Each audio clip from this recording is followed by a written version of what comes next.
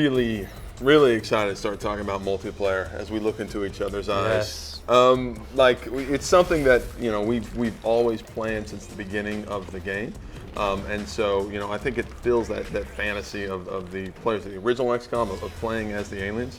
But it's also really exciting. It's something new. We wanted to make a new type of multiplayer experience, and so the way it works in a nutshell is that each player can build their own custom squads of soldiers to face off. And they do that by spending points. And so that's kind of where the unique nature of the game comes into play. The player has a certain number of points that they can, with those points, they can purchase anything, any alien, any soldier, any inventory item, and mix and match those units and items to their heart's content until they have a completely custom squad. And so you can come up with really, really crazy strategies. And the fact is, the beauty of it is there's no perfect squad. There's no perfect combination of units. And so, it's the sort of thing that's infinitely interesting.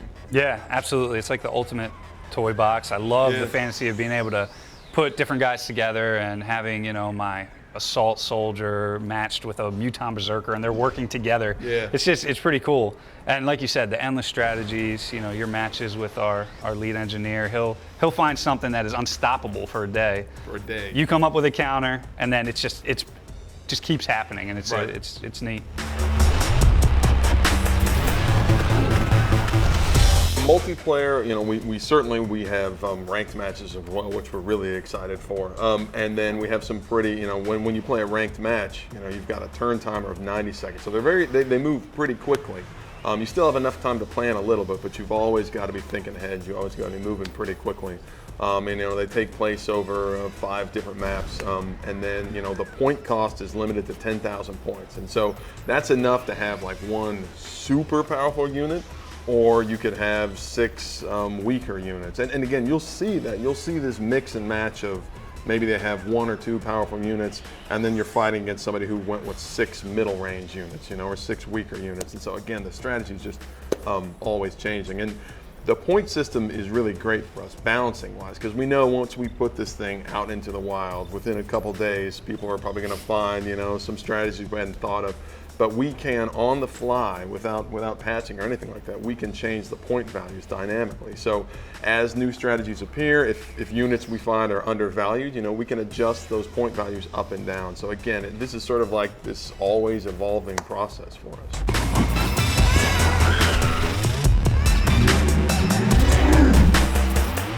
What's your favorite squad right now? At the moment? My favorite squad at the moment is I kind of like to pair a floater, which is a flying death alien, and I pair him with a soldier, a sniper, with a jetpack. And the sniper can shoot anybody that his squad mates can see. So in this case, when his squad mate's a floater, I take the floater and I launch him across the map where he can see the enemy squad. Then I take my jetpack sniper and just fly him up into the air so he has a perfect line of sight. And then I just rain bolts of death down from afar. So that's the current strategy.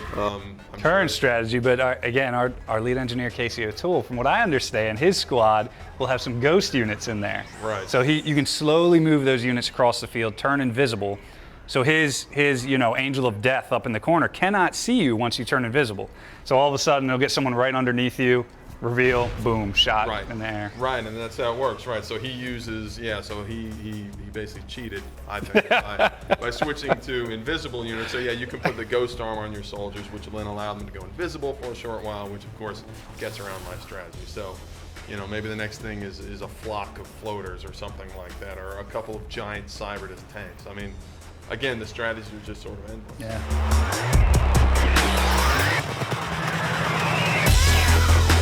Once this thing is out in the wild, I mean, we're both excited and, a little bit terrified because, you put this in the hands of millions of people and it'll be interesting to see what strategies they come up with. I mean, I don't know what units they're going to come up with. I don't know what combinations they're going to come up with, but I think those first couple of days we're going to be like balancing furiously as we see what people come up with. We're going to go online and play. Yeah. I mean, we're excited to sort of go online and play against people, but I imagine I'll start getting my... I mean, it's exciting when you have something like this with endless strategy and you give so much flexibility to the user. That's a ton of fun on the one hand. On the other hand, we're going to have to rely on them to help crowdsource the design and take feedback from them. So, there's only so much testing we can do internally with a small team.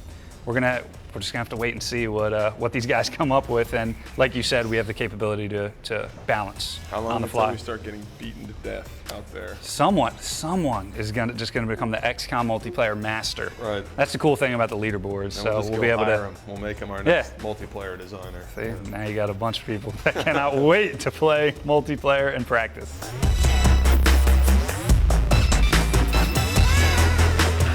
I think when it comes to balancing, I think all we have to do is basically change that point cost, because the units they can be as strong as they want to be, and we can just find the points that match that. And I think that's what's exciting, is that we can balance so quickly when we see how users play, how players use all these units. And so it's kind of exciting to have that at our disposal. We don't have to worry about changing how the unit works. Instead, we can just change what they cost. And when you have a game about alien invasion, UFOs are going to be an important part of that. And for us, UFOs are the first way the player can be proactive. I mean, the player is always reacting to alien attacks around the globe, and the first thing, the way they can hit back is to take down UFOs in the skies. And so the player's going to have a fleet of jets of their own that they can go out there and hunt down UFOs. Now, obviously, those UFOs are going to get big and bad really quickly, so the player's always going to have to be upgrading their aircraft. But it's really cool. I mean, it's a relatively short sequence taking down that UFO. It's very tense because UFOs give you the resources that you need to adapt to alien technology and develop all these exotic weapons and armor. And the only place to get those resources is from UFOs. And that's no guarantee. I mean, you're always going to be wanting to shoot down the UFOs you encounter, but you've got to be in top shape. Your aircraft have to be upgraded, and if you ever fail to shoot down a UFO, you can find yourself on the 8-ball. Yeah, it's extremely tense, and you're right. I mean, it's a mechanism to get to this really cool, different type of tactical mission, which is the crashed UFOs. But at the same time, the sequence itself is really interesting for being such a short sequence, because you can upgrade and get these consumables that allow you to have the jets behave in different ways, where they're guaranteed to hit 2 shots, or they can dodge the next few projectiles from the UFO. They can close in. There's these different combinations you can do with the weapons, where you have, laser and plasma, or a cannon that will make sure that you don't destroy the UFO loot as much. So there's all these different strategies you can do, and it's just an additional element to the strategy layer. Yeah, it's just one of those extra pieces that the player has to keep their eye on, has to make sure they're advancing, because, just like anything in XCOM, you can't really fall behind.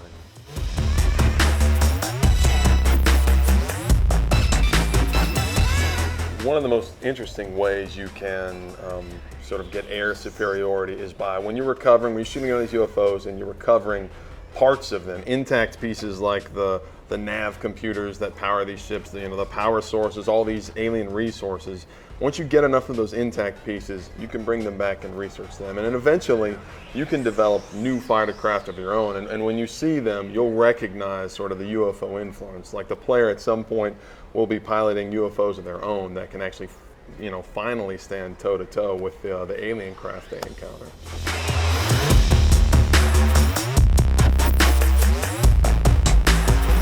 We played around with a lot of ideas for the interception mechanic, and we ended up with one that's pretty cinematic, pretty intense, pretty quick. We even played with some prototypes that were much more extensive air combat mechanics, but I mean, the problem there is that XCOM is already 2 games. You've got this full-fledged combat game, and then over the top of that, you've got this full-fledged strategic game. And so when you add a 3rd game over the top of that, just a little bit too much. And so we wanted an experience that was short and intense, but we didn't want that to override all the hours of strategic planning you've been doing to upgrade these ships.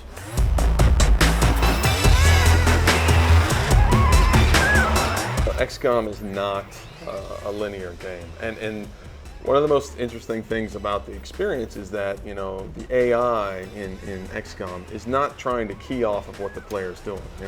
The AI is trying to invade Earth, and they don't care how well you're doing, they don't care how poorly you're doing. They're trying to invade, and so they run on their own schedule, they run on their own timers. Like, they're going to send those next bigger, badder aliens on time, no matter how well the player's doing. And so it's the sort of thing where, as the player, it feels real. You feel like you're playing against another player, and so you have to make sure you're upgrading your gear, you're upgrading your jets, you're upgrading your base, because you know that the game's just going to keep getting tougher and tougher. Yeah, like you said, it's completely non-linear. It ties into that replayability of the game, because not only in one playthrough, the aliens are on their own schedule, but that schedule could be slightly different on the second playthrough, where you might get a terror mission at a different time, or your first landed UFO at a completely different time in a completely different location and different alien types. So it's just so cool that you are not playing this scripted AI. It's completely, you're out in the wild, and it almost does feel like you're playing against like an alien opponent who's actually making these different decisions each time. Yeah.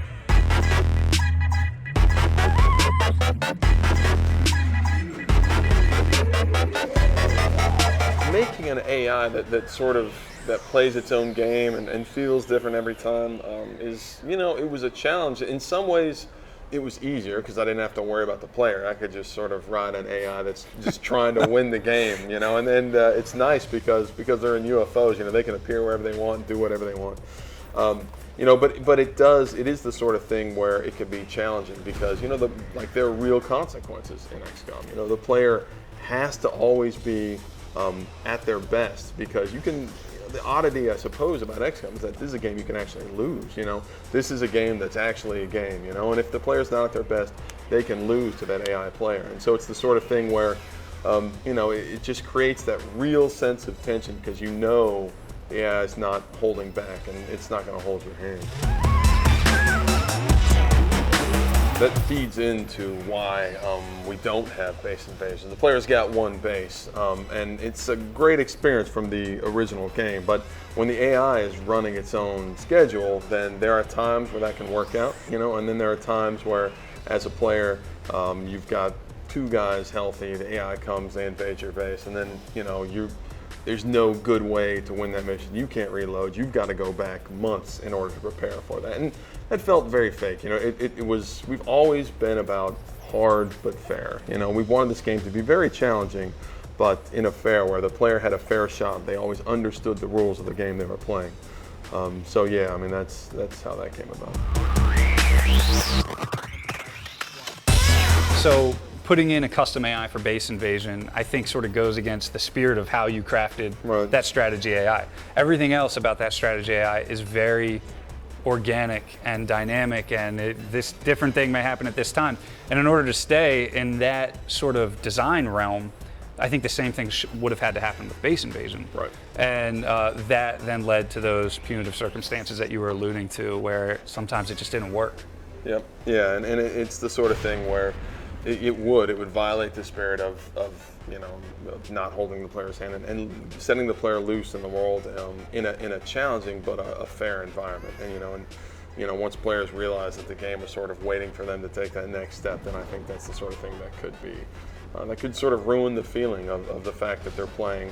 They're almost playing. It's almost a sport. XCOM's interesting because we lay out these rules, and it can be very challenging. You can lose soldiers, you can lose the game, but as long as you're playing by the same rules, then the player can accept those losses.